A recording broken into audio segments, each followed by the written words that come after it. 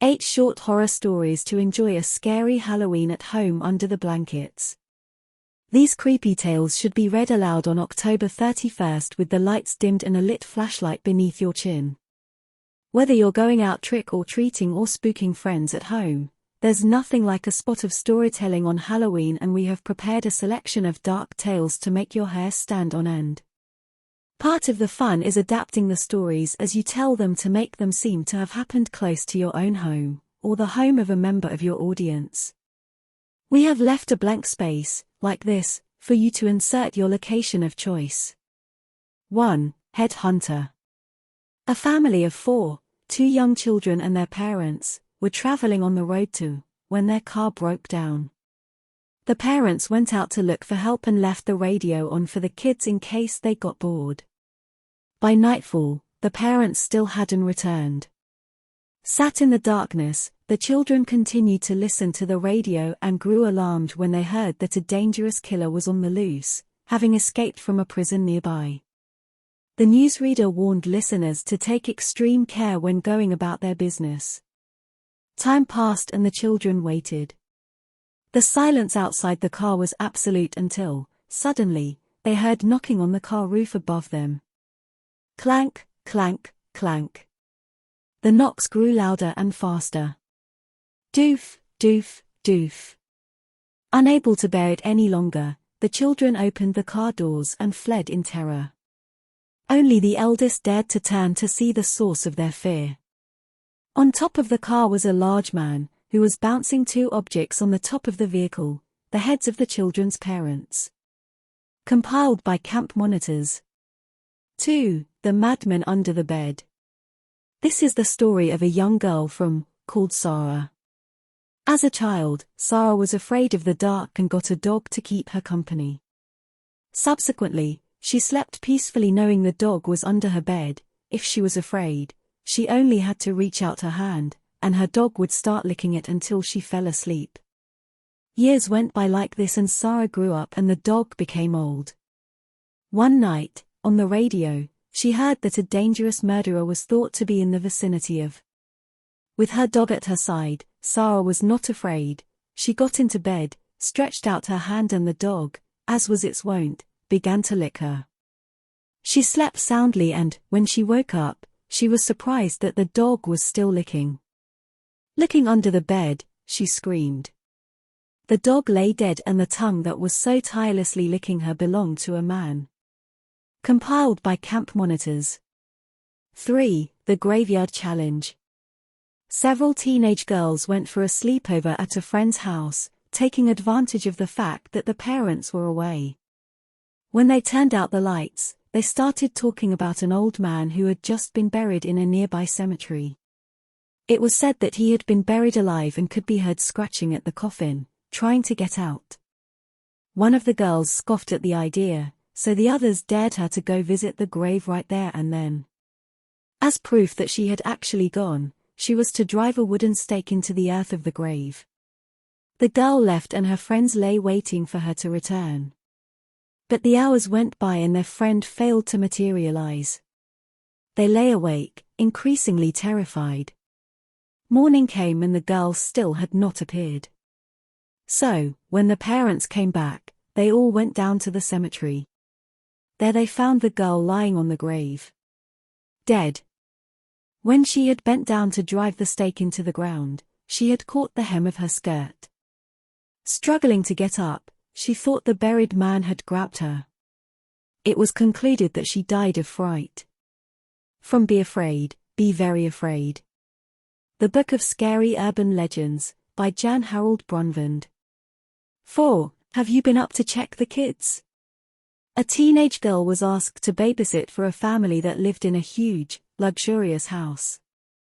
It was her first evening on the job and, after she put the children to bed upstairs, she sat down in front of the TV. But no sooner had she settled there than the phone rang. The caller was a man. Gasping and laughing menacingly, he asked, "Have been up to check the children?"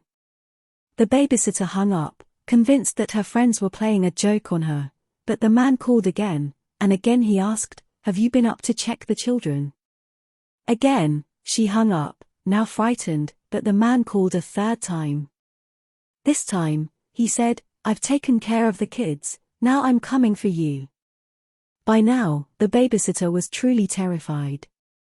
She called the police and reported the calls. The police told her to try to distract the man the next time he phoned to give them time to trace the call. As expected, the man called back. The babysitter begged him to leave her alone, thus keeping him on the line for longer. Eventually he hung up. Immediately, the phone rang again. This time, it was the police. "Leave the house fast. The calls are coming from upstairs." From Be Afraid. Be very afraid. The Book of Scary Urban Legends, by Jan Harold Brunvand. 5. The Bony Hand. A 7-year-old girl was left with her grandmother in her small apartment while her parents went to the movies. Grandmother and granddaughter had dinner together and chatted for a while. At 10 o'clock, the grandmother picked up her sewing, and the little girl turned on the TV.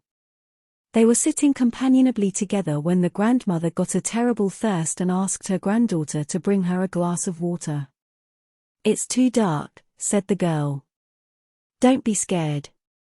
Follow the corridor. There's a switch right next to the bathroom door." The girl got up and felt her way along the wall of the corridor, groping for the switch. As she reached the bathroom, she stopped and felt around, only to come into contact with a bony hand that tried to drag her into the bathroom. The girl managed to pull away and ran, screaming and crying, back to her grandmother. After the incident, the girl needed psychological treatment. What happened has never been established, though no one but the grandmother and the girl were in the apartment at the time. From the Scary Stories for Camp section of the oral popular culture website Anecdonet. 6. Come play with me. Some time ago, a friend of mine and I decided to do the Ouija board for the first time, something we had never dared to do before. We called 2 other friends to come and do it with us, as I had been told that it was more likely something would happen if there were more people. We had a hard time convincing the other 2, but, in the end, they agreed to come along. We got everything ready and, feeling a bit nervous, got started. During the session, one of the girls we had called to join us said, "This is nonsense. I'm out of here." We got a little scared and decided to leave it for another time.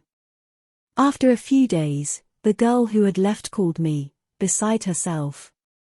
She said that, as she was passing a derelict house near her home on the way back from the local library, a little girl dressed in white had asked to play with her.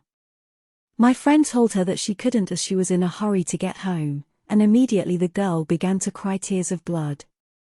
My friend fled, and when she got home, she called me. At first, I thought she was pulling my leg, but something told me that was not the case.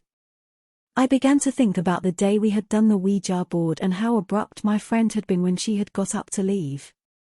I didn't give it much more thought and went to bed.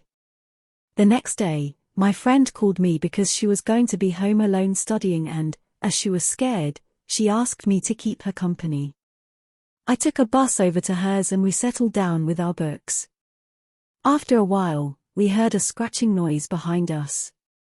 We both looked up and were horrified to find that the girl she had described to me was sitting on my friend's bed, scratching the wall. We ran out of the room, and when we got to the front door, I noticed that my friend was not there, but I was so terrified, I couldn't make myself wait for her. Shortly afterwards, the police called my house to tell me that my friend had died of an asthma attack. She had been found on the stairs of her house, with a terrified expression on her face. For several months after that, I was in treatment. I am now recovering, but the other day, a note appeared in my mailbox written in a little girl's hand that read, "Your friend died because she wouldn't play with me. I have a new doll. I think it's a joke, since our story has become famous in our town, but on the other hand I'm scared. I wonder, will she come for me?" From the Scary Stories for Camp section of the Anecdonet oral popular culture website. 7. Room for one more. A man named Joseph Blackwell came on a business trip.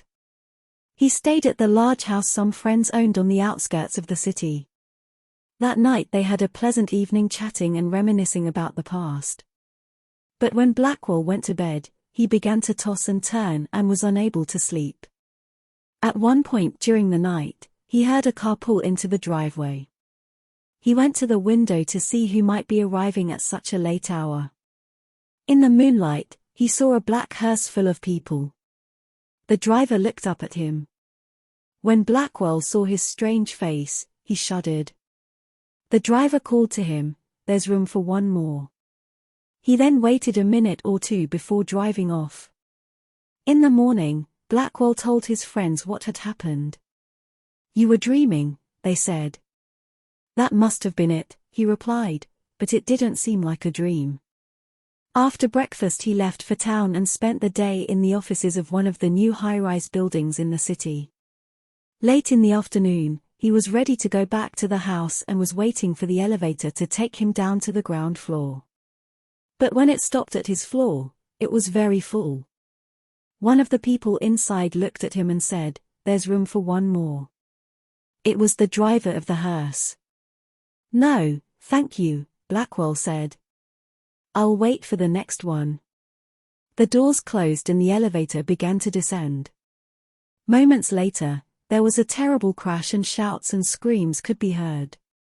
The elevator had collapsed. All the people inside were killed. From Scary Stories to Tell in the Dark, by Alvin Schwartz. 8. Rings on her fingers. Daisy Clark had been in a coma for over a month when the doctor declared her dead.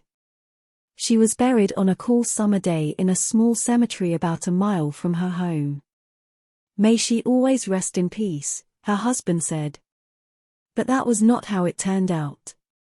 Late that night, a grave robber armed with a shovel and a flashlight began to dig her up.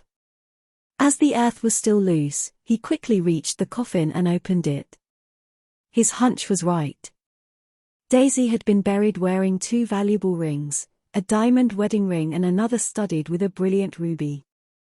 The thief knelt down and reached inside the coffin to take the rings, but they were completely stuck on Daisy's fingers. He decided that the only way to get them was to cut off her fingers. But when he took out his knife and began to saw at the flesh, it began to bleed, and Daisy began to twitch. Suddenly, she sat up. Terrified, the thief scrambled to his feet, accidentally knocking his flashlight which went out. In the dark, he could hear Daisy emerge from her grave. The thief stood frozen, clutching the knife in his hand. On seeing him there, Daisy covered herself with her shroud and asked, "Who are you?" Hearing the corpse speak, the grave robber ran. Daisy shrugged and kept walking, not bothering to look back. Seized by fear and confusion, the thief fled in the wrong direction and fell headfirst into the open grave, onto his own knife. As Daisy walked home, the thief bled to death. From Scary Stories to Tell in the Dark, by Alvin Schwartz.